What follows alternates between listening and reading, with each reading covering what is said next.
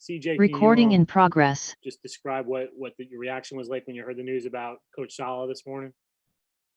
Obviously, we were all shocked. We worked for a walkthrough. We were told about Coach Saleh tested positive. Obviously, hoping that he's feeling good. Hopefully, his family okay. Hopefully we'll get him back towards the end of the week. But safety and family is always first.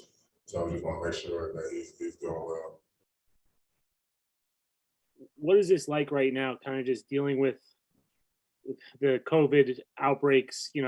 Teams across the league are dealing with it right now, where you just kind of don't know what your team is going to look like day to day.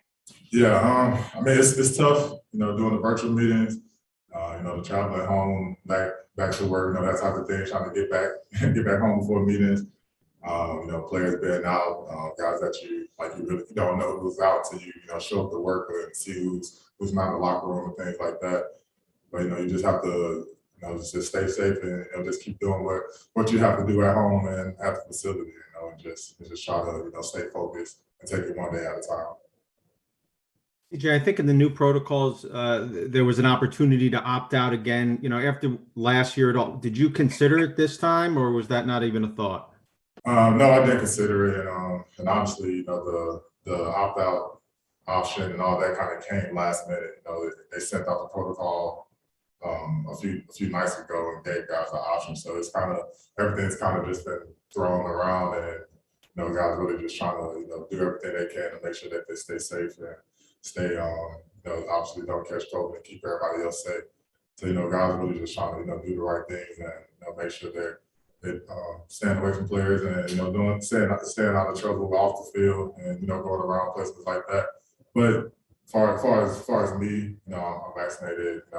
I've been doing the right thing as far as even before we had the new protocol. So I just really continue to try to do the same thing. Just take, like I said, take it one day at a time in preparation. CJ, you showed up on the injury report today with a back. Is it anything where you're worried about Sunday? No, not as of now. No. At this point of the season, you're just trying to do everything you can just to make sure you get to Sunday, and that's just been the case. Usually my rest day is on Thursday, but as long as I get to Sunday, that's what's most important.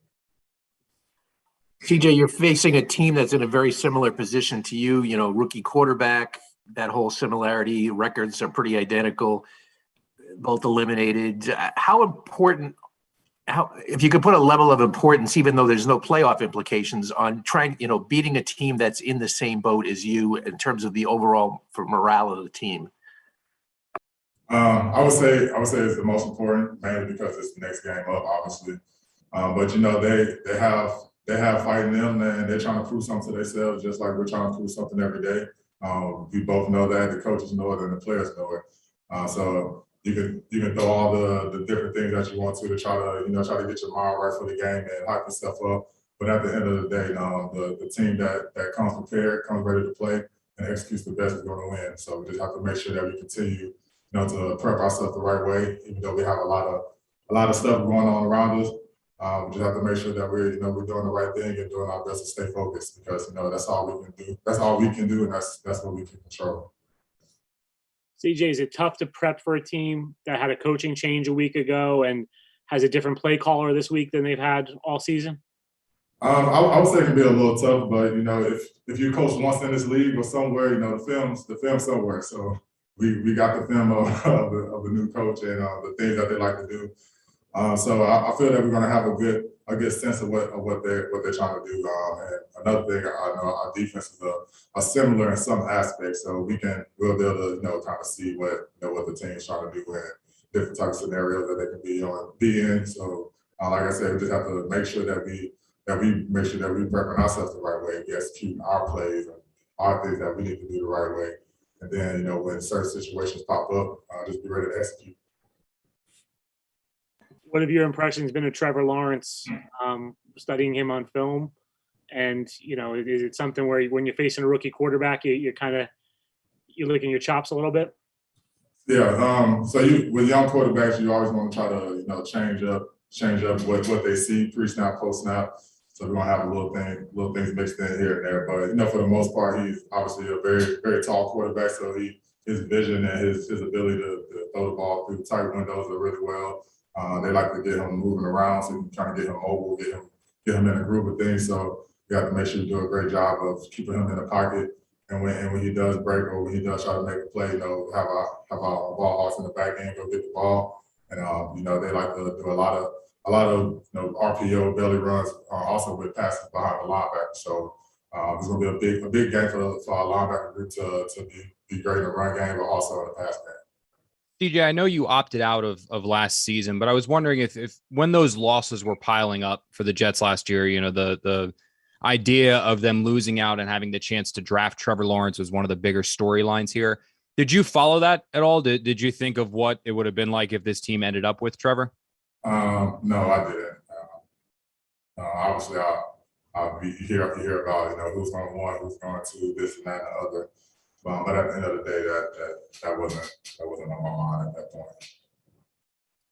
CJ, I realize you're probably not the best person to ask this question because Ron's not your position coach, but we're limited in the number of players we can talk to right now, so the tight ends aren't here. Do you have any impressions of Ron Middleton, from practice, from what you've seen through the season, and could just give us a little bit of idea for those of us who don't really know him that well of what kind of coach he is? I would say he's very a calm coach as far as just being poised in situations. Going out there today, he called everybody up. He gave us a message. He said, one, Coach Sala might not be with us. There's a chance he might be back. And two, he told us, we're all professionals and we have a job to do.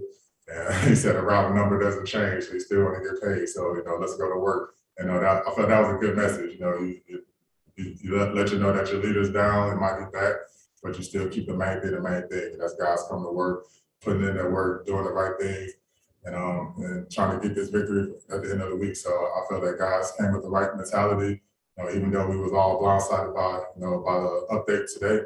As long as we stay on the same page, stay focused, and like I said, try to control what we can control, we'll be in a good position for Sunday.